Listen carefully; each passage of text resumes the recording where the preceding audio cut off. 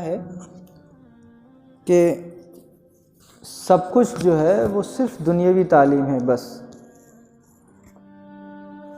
High school کرا لو، inter کرا لو، B S C کرا لو، بی کام کرا لو۔ اور اگر آپ مسلم سماج کے لوگوں کا سروے کریں تو آپ کو معلوم یہ چلے گا کہ 2 یا 3% بچے ایسے ہوں گے جن کے پاس کچھ دین کی تعلیم ہوگی۔ 2 یا 3%، یعنی 100 لوگوں کا اگر آپ نے محاسبہ کیا، ان سے آپ نے اگر جا کے ملاقات کی اور دین کے تعلق سے اگر ان سے آپ نے کچھ پوچھا تو 100 میں 2 یا 3 بچے ایسے آپ کو ملیں گے جن کی نمازیں صحیح ہوں گی، جن کے ضروریات دین کے جو مسائل ہیں وہ صحیح ہوں گے۔ بس یہ سچائی ہے۔ تو جو قوم اپنے مذہب سے دور ہوگی، اپنے دین سے دور ہوگی، تو وہ کہیں نہ کہیں تو خسارے میں ہوگی۔ یہ تو ریئل حقیقت ہے، سچائی ہے۔ آقا علیہ الصلوۃ والسلام عصر کی نماز کے بعد تشریف فرما تھے۔ آپ کے قریب میں ایک صحابی رسول اور تشریف فرما تھے،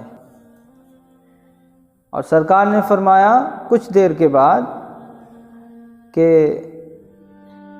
کچھ دیر میں تم اس دنیا سے رخصت ہو جاؤ گے۔ اللہ نے نبی کو علم غیب دیا ہے، اس واقعے سے اس کا ایک ثبوت ہے۔ کیا فرمایا کہ کچھ دیر کے بعد تم اس دنیا سے رخصت ہو جاؤ گے۔ اب جس کے لیے سرکار فرما دیں کہ تم اس دنیا سے رخصت ہو جاؤ گے، اس کی بے چینی کا عالم کیا ہوگا، کس قدر وہ بے قرار ہوگا کہ میں اب دنیا سے جانے والا ہوں، میری روح پرواز ہو جائے گی، فوراً گھر کی طرف دوڑ لگاتا۔ لیکن نہیں، کہا یا رسول اللہ صلی اللہ علیہ وسلم، میں جب اس دنیا سے جا ہی رہا ہوں، میری روح پرواز ہونے والی ہے، یا رسول اللہ تو مجھے کوئی ایسا عمل آپ ارشاد فرما دیں جو آخرت کے لیے میرے لیے کارآمد ہو، فائدہ مند ہو۔ سبحان اللہ۔ تو آقا علیہ الصلوۃ والسلام نے ارشاد فرمایا علم دین، تم علم دین حاصل کرنے میں لگ جاؤ، سب سے زیادہ مفید تمہارے لیے یہ کام ہے اس وقت۔ اور یہاں پوزیشن کیا، پوری زندگی بیت جاتی ہے اور ہم علم دین سے دور ہیں، نہ ہماری نمازیں درست ہیں، نہ وضو کے مسائل ہمیں معلوم ہیں، نہ وضو کرنا آتا ہے، نہ غسل کرنا آتا ہے، نہ سال میں ایک بار تراویح پڑھنا آتی ہے، نہ عید، نہ بقرہ عید۔ کہیں نہ کہیں تو ہم مضبوط ہوں یار، کسی نہ کسی میدان میں تو ہم کھرے اتریں۔ نہ ہم آقا علیہ الصلوۃ والسلام کی حدیث پاک جانتے ہیں، نہ یہ جانتے ہیں کہ کیا چیز سنت ہے، کیا چیز سنت نہیں ہے، کیا جائز ہے، کیا ناجائز ہے۔ لیکن ہم نے دنیا کو اس قدر اپنے گلے لگایا ہے، اس قدر گلے لگایا ہے کہ آخری لمحات بھی ہماری زندگی کی جو سانسیں ہوتی ہیں وہ بھی دنیا کے لیے ہیں۔ تو ہم اپنے آپ میں کنٹرول کریں، اور اپنے سے زیادہ کنٹرول کرنا، اپنی اولاد پر نظر رکھنا، یہ سب سے اہم ہے۔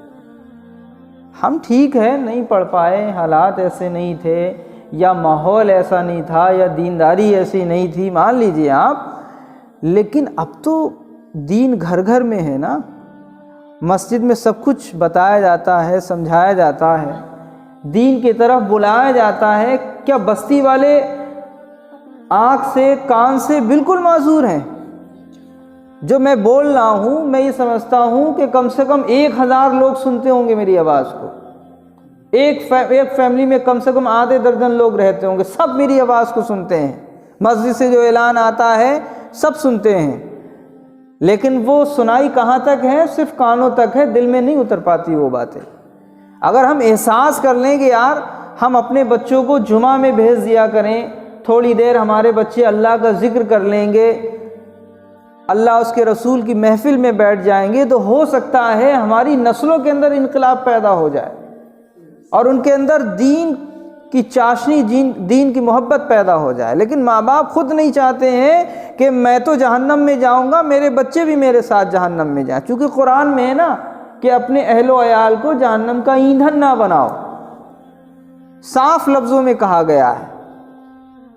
تو ایندھن کون بنا رہا ہے؟ کس کی ذمہ داری ہے؟ ماں باپ کی ذمہ داری ہے کہ وہ اپنے بچوں کو جہنم کا ایندھن نہ بنائیں۔ نماز چھوڑ دینا یہ جہنم کا ایندھن کا سبب ہے، گناہ کرنا جہنم کے ایندھن کا سبب ہے۔ بہرحال علم دین حاصل کرنا بہت ضروری ہے۔ آپ حافظ نہ بن پائیں، عالم نہ بن پائیں، لیکن کم از کم جو ضروریات دین ہیں وہ تعلیم تو ہمیں سیکھ لینا چاہیے نا۔ ہم دنیاوی اعتبار سے دیکھو کہاں سے کہاں پہنچ گئے، کیا سے کیا کرنے لگے ہیں، اور دین کے معاملے میں اگر انٹرویو لے لیا جائے تو 0/0۔ اور ہیں کون؟ مسلمان ہیں، غوث اعظم کا دامن نہیں چھوڑیں گے، بریانی ایک دن نہیں چھوڑیں گے، اگر 30 دن دعوت ہوگی تو وہ جائے گا 30 دن غوث اعظم کی بریانی کھانے، اور بلایا جائے گا کہ مسجد میں آؤ 30 دن لگاتار نماز کورس شروع کیا جا رہا ہے تو نہیں آئے گا۔ جب ہمارے حالات یہ ہوں گے اور ہم کہیں کہ صاحب ہم ترقی کی منزلیں طے کر لیں تو ایسا نہیں ہو سکتا۔